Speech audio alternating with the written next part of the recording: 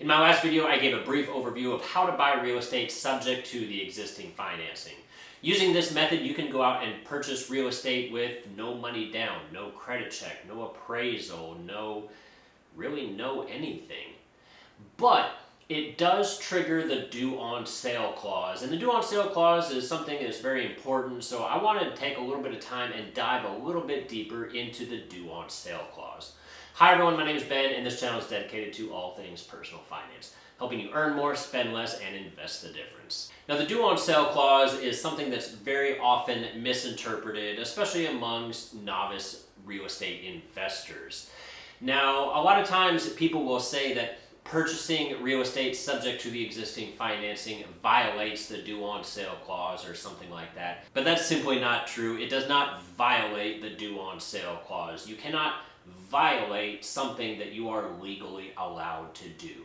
Instead of violating the due on sale clause, it instead triggers the due on sale clause.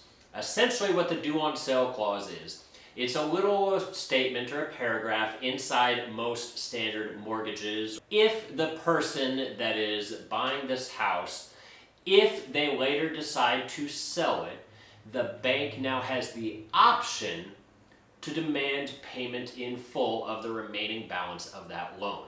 And that kind of makes sense, right? Because that house was the collateral used in order to obtain this loan.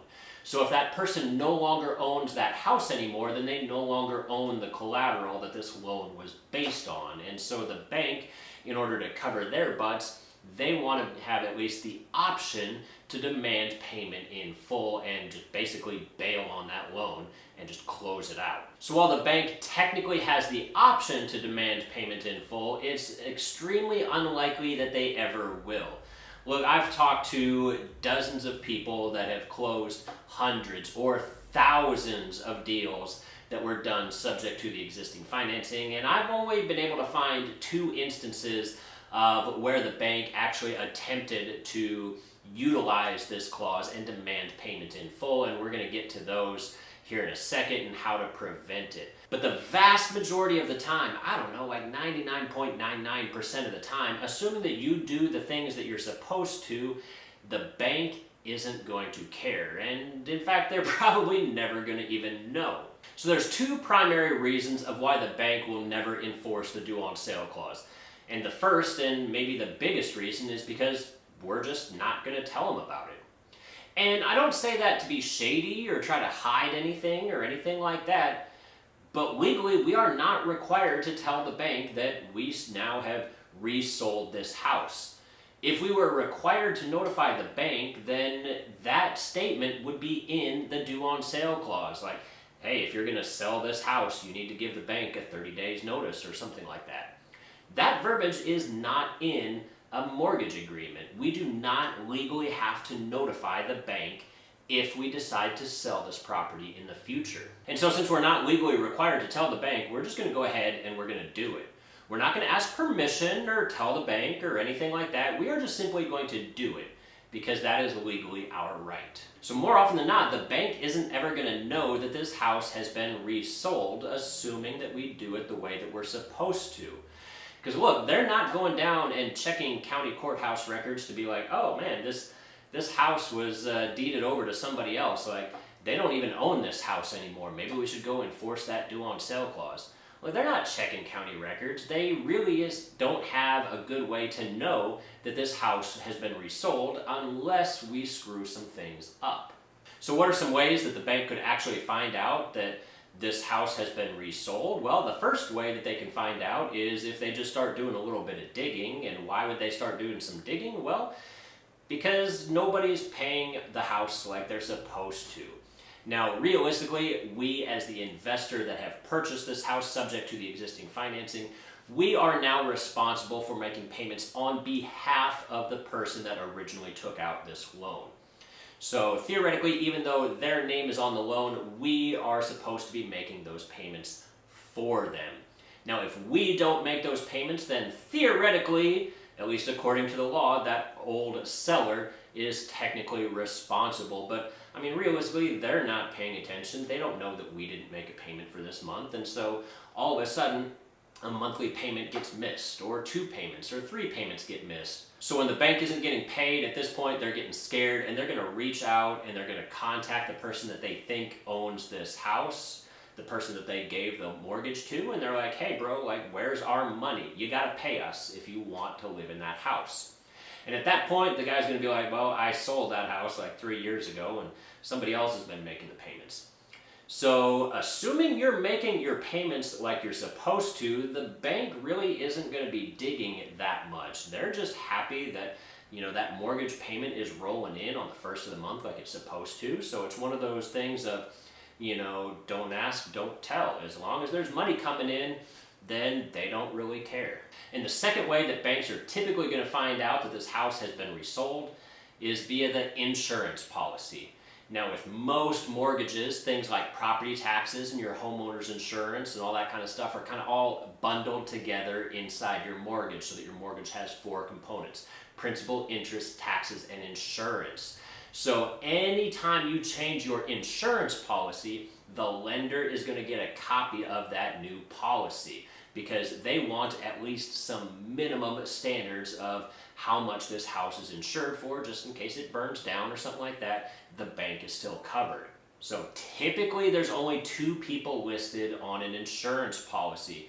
The owner is going to be the primary insurer, and then you're going to have the lender on there as well. So, Chase or Wells Fargo or Bank of America or whoever it is that they originally got the loan from, and then the owner. Those are going to be the only 2 people on an insurance policy.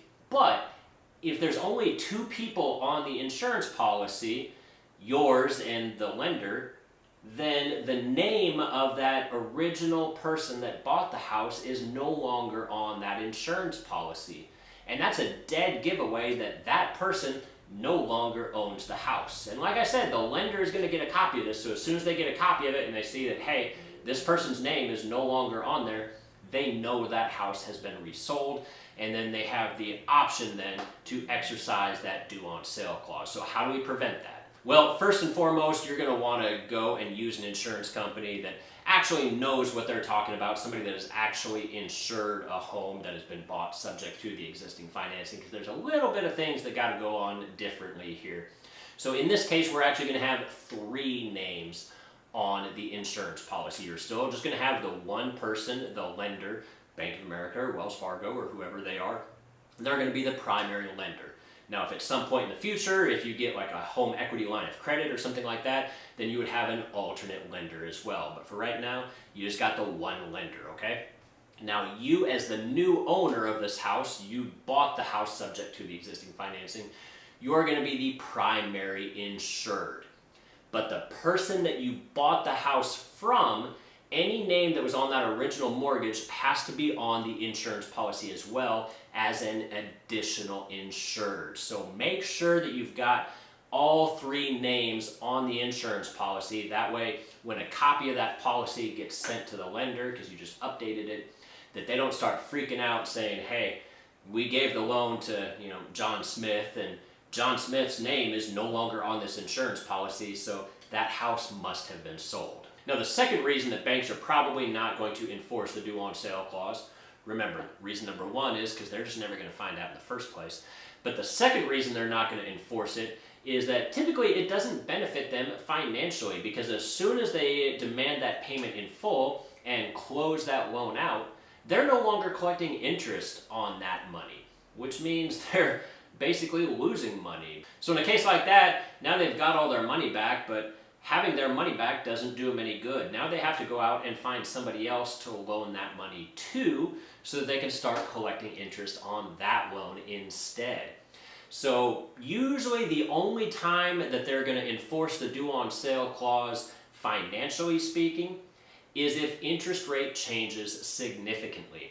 Right now we're at a pretty low interest rate, and for the foreseeable future it's probably not going to go anywhere. Like, we're probably not going to see interest rates of 5, 6, 7% in the next decade or so, but theoretically it could happen. So if interest rates climb from the 2 or 3% that it's currently at up to 6%, then in that case it might make sense for them to demand their money back. Because instead of lending this money out at 2%, they could just get that money back and then loan it out to somebody else at 6%. So unless the interest rate changes dramatically and goes up significantly, I don't see them asking to enforce this due on sale clause anytime soon. So there you guys go, the due on sale clause as it pertains to purchasing real estate subject to the existing financing. If you found this video useful, be sure to subscribe, leave a comment, give the video a thumbs up for the YouTube algorithm, and as always, I'll see you all again next time. Thanks.